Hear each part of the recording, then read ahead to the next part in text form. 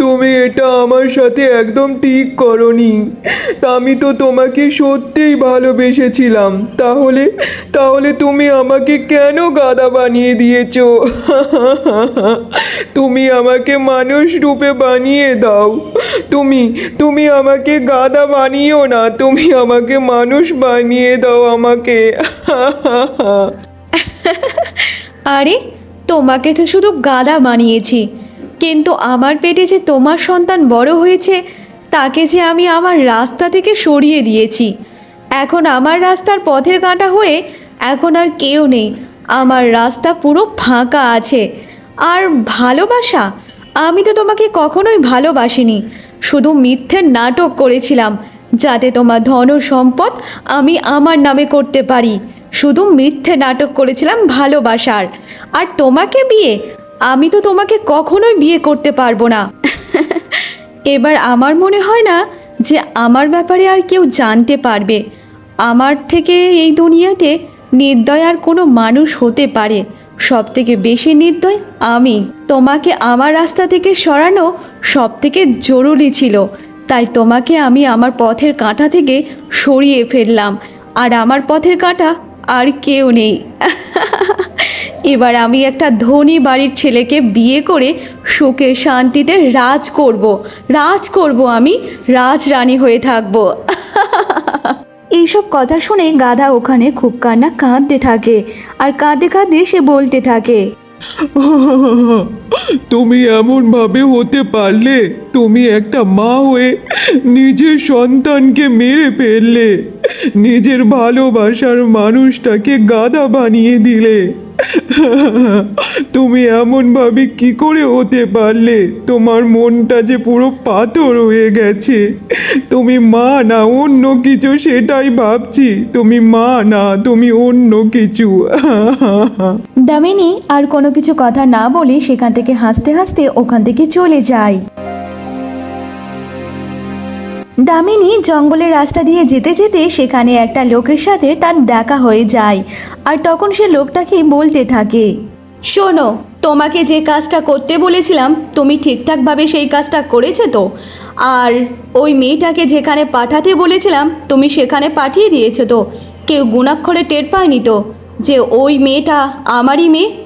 আরে হ্যাঁ হ্যাঁ, আপনি একদম চিন্তা করবেন না। আপনি যেমনভাবে বলেছেন আমি তেমনভাবেই কাজ করেছি।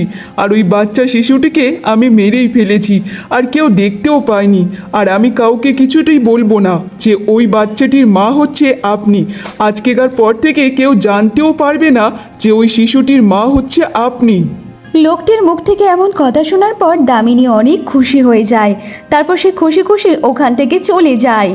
দামিনী ওখান থেকে চলে যাওয়ার পর লোকটি বলতে থাকে, আমাকে ক্ষমা করে দেবেন, আমি আপনাকে মিথ্যে কথা বলেছি।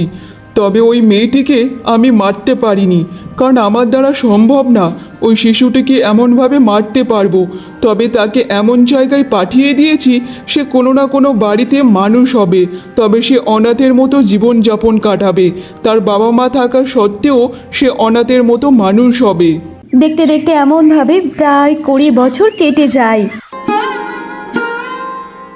আরে মায়া মা, তুই সকাল সকাল আমার ঘরেতে কি করছিস বল তো মা? কি হয়েছে বল না মারে? সকাল সকাল যে আমার ঘরে দাঁড়িয়ে আছিস।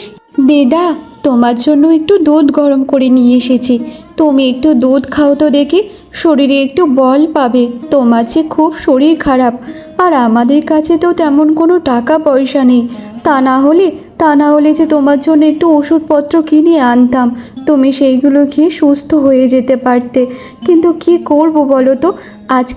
আজকের আমি একটুখানি কোনো কাজের খোঁজে বেরোবো, তারপরে যদি কোনো কাজকর্ম পাই আর তোমার জন্য ওই টাকা দিয়ে কিছু ওষুধপত্র কিনে নিয়ে আসবো। তার থেকে বরং তুমি এই গরম গরম দুধটা খাও তো দেখি। আরে মা, আমাকে নিয়ে অত ভাবিস না তো। আর তোর এখন যা কাজকর্ম করবি সব কিছু এখন তোর কাছেই রাখ রে মা। আমাকে নিয়ে অত দুশ্চিন্তা করিস না রে মা। এখন যে আমার যাওয়ার সময় হয়ে এসেছে রে মা। আমি চলে গেলে তোকে কে দেখবে বল তো? তোকে যে একা থাকতে হবে রে মা, একা থাকতে হবে। যা কিছু করবি এখন তোর জন্য সব কিছু রেখে দে রে মা, রেখে দে। আমাকে নিয়ে অত ভাবিস না রে মা, ভাবিস না। যা মা, তুই কাজে যাবি বলছিস, যা যা যা, যা মা যা। দিদা, তুমি এমনভাবে বলো না গো দিদা, আমার খুব কষ্ট হয়। তুমি যদি এমনভাবে আমাকে একা ফেলে চলে যাও তাহলে আমি কি করব বলো তো?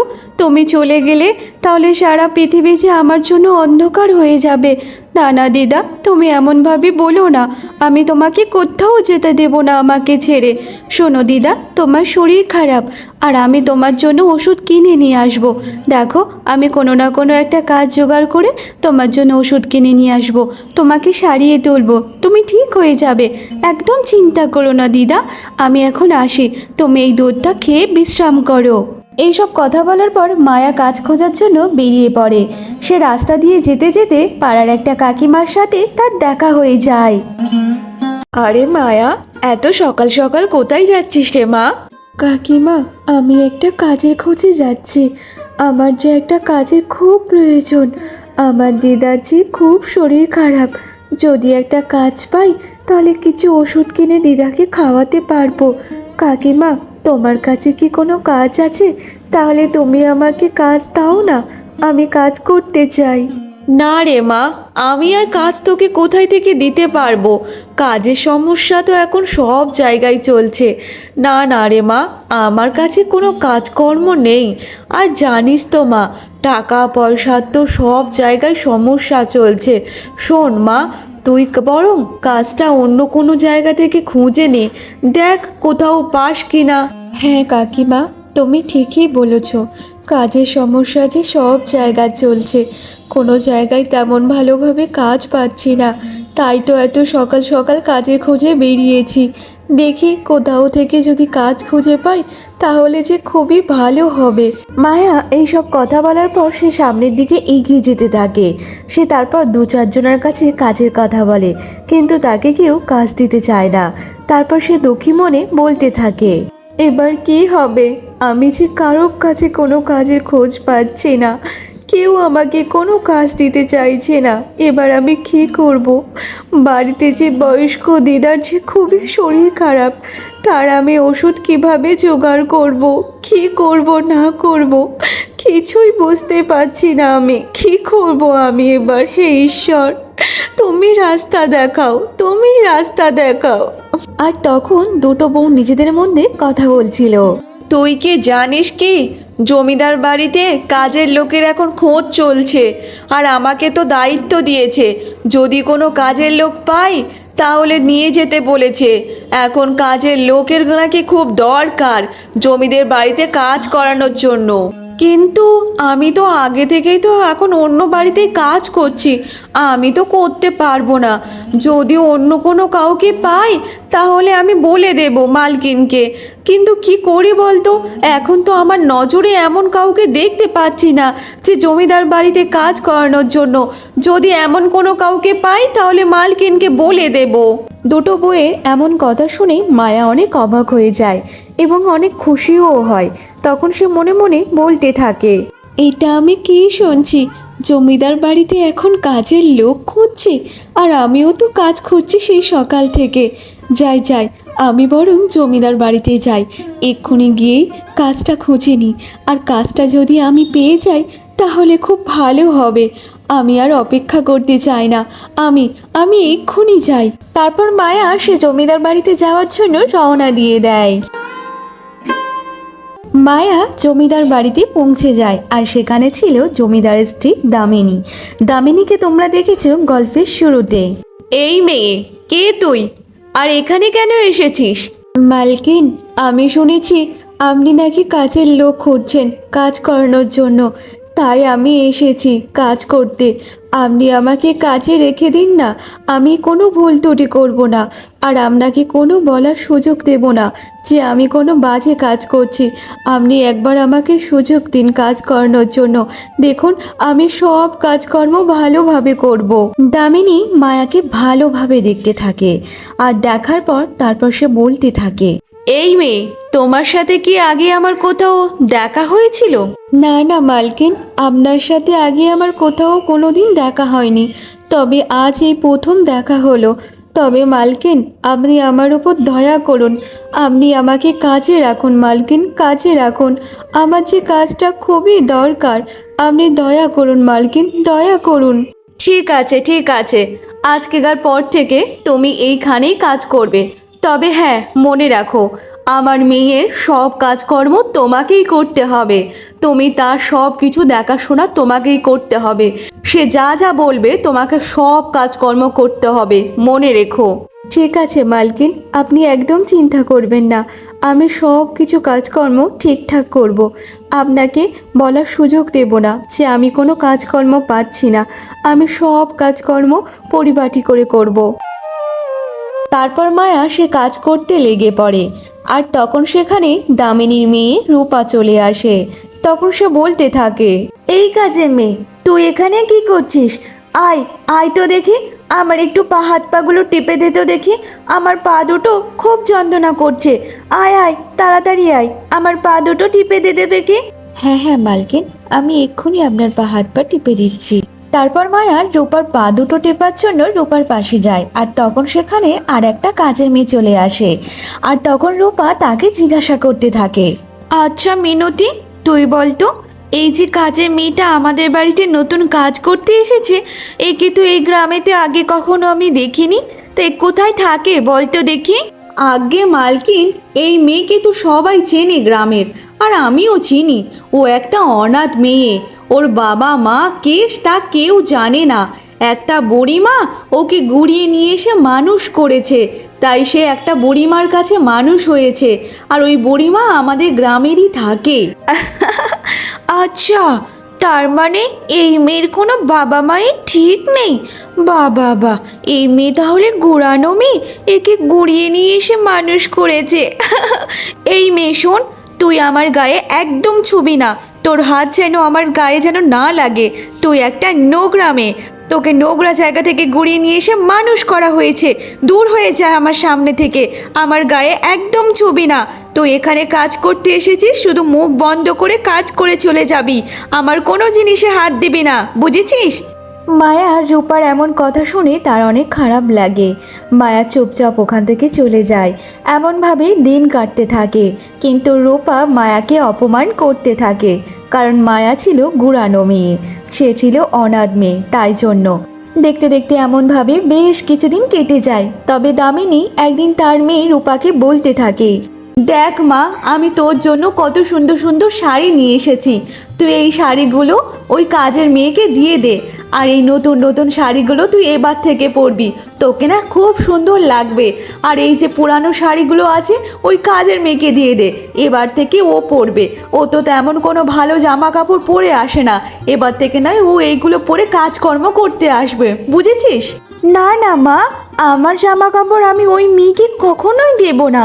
ওই মেয়েকে নাকি শুনেছি রাস্তা থেকে গুড়িয়ে নিয়ে এসে মানুষ করেছে, তাহলে তাহলে ওই গুড়ানো মেয়েকে নাকি আমার জামা কাপড় আমি দেব। না না মা, আমার জামা কাপড় ওই গুড়ানো রাস্তার মেয়েকে আমি দিতে পারবো না মা। আচ্ছা ঠিক আছে মা, তুই যখন তোর জামা কাপড় ওই কাজের মেয়েকে দিতে না চাস, তাহলে দিতে হবে না। তুই যেটা ভালো মনে করিস তাহলে সেটাই কর। তোর জামা কাপড় তুই যাকে দিবি মনে করবি তুই তাকে দিতে পারিস মা, আমার তাতে কোনো সমস্যা নেই। মা ও মেয়ে এমনভাবে কথা বলতে থাকে। আর তাদের সব কথাবার্তা দাঁড়িয়ে দাঁড়িয়ে পাশে থেকে সব শুনছিল মায়া। আর সে সব কিছু শুনে সে মনে মনে বলতে থাকে, আমার বাবা মা কেন আমার সাথে এমন করলো? আমাকে কেন কেন রাস্তায় ফেলে দিয়ে চলে গেল এমনভাবে? আমাকে তো মানুষ করতে পারতো, তাদের সাথে তো রাখতে পারতো, তাহলে তাহলে এমনভাবে মানুষের কথা শুনতে হতো না, এমনভাবে আমাকে অপমান করতে পারতো না।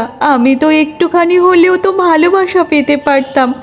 আজ যদি আমার বাবা মা আমার সাথে থাকতো, তাহলে তাহলে আমি আমার বাবা মায়ের ভালোবাসা পেতাম, কিন্তু লোকের কাছ থেকে এত অপমান কথা শুনতে পারতাম না।